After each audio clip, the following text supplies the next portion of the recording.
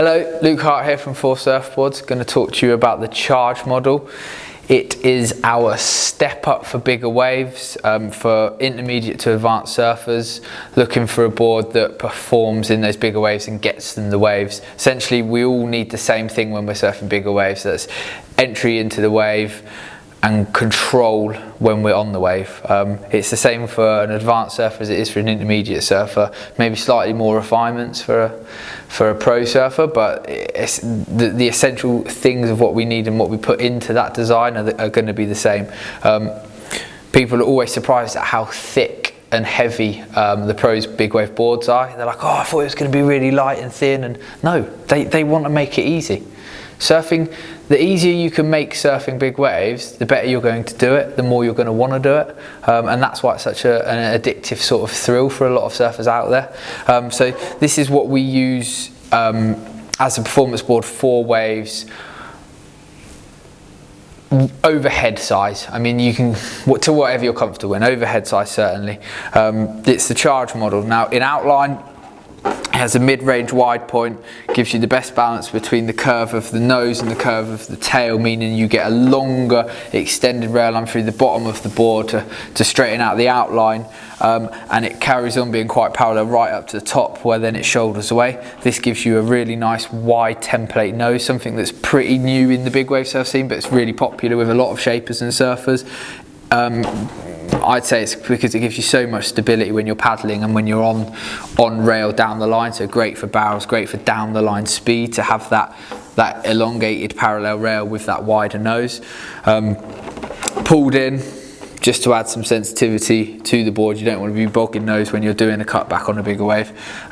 Tail shape is a pulled in round pin, offering the best balance between rail length and stability. Again, for the same reasons, it's all about control. You're going very fast on bigger waves, so you want a board that deals with that speed, and your actions as a surfer are catered for by the equipment rather than you having to battle with it. So the best balance, we think, is this sort of wider nose, parallel railed, drawn in curved tail outline into a rounded pin. That gives you all the best balances between speed control, manoeuvrability and stability.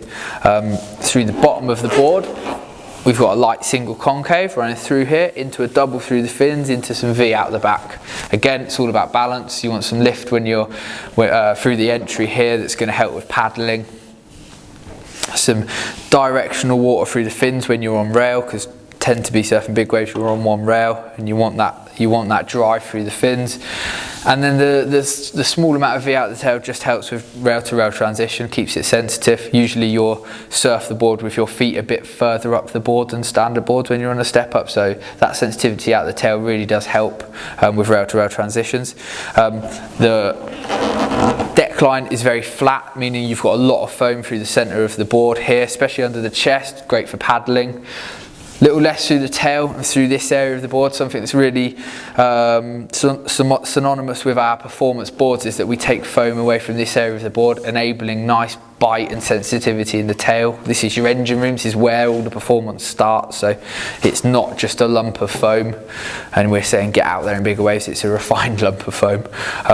Yeah, the rest of the foil thins out through the nose, and like I say, thins out through the tail, so it keeps it nice and sensitive even through this area of the board. But essentially it's flat in this section of the board to pack loads of foam in it, keep you high in the water, keep you stable and keep you moving fast when you're paddling. The rocker line, kind of low standard short body height of the tail. Obviously it's a longer board, but in comparison to the nose rocker, which is quite high, the tail is quite low. This gives you a balance of more board in the water, so good for down the line speed and hold and control, so barrels and heavy faced waves. Having that extra board in the water, not just good for paddling, when you're surfing as well, keeping that down the line, so when you get loads of speed and you want to do a big turn and wash off some of that speed, through a turn or to set up for a barrel or however you want to control that speed, the rockers will help you gain that speed, and then the rest of the board's outline and concaves and curves are going to help you to have control through those turns. The rocker is high to keep within the curve of the wave in critical sections, and we feel that this high to mid-range tail rocker is the best balance for performance in bigger waves. Rail shape pulls down from the flat deck into a pinch 60-40 rail, so when you're at speed and you need to knife the water to get your rail in for control on turns, you can do so. It's not too much foam that you know your rail doesn't want to penetrate the water. It's a nice pinch pull down rail with a flat deck, so you've got the balance again.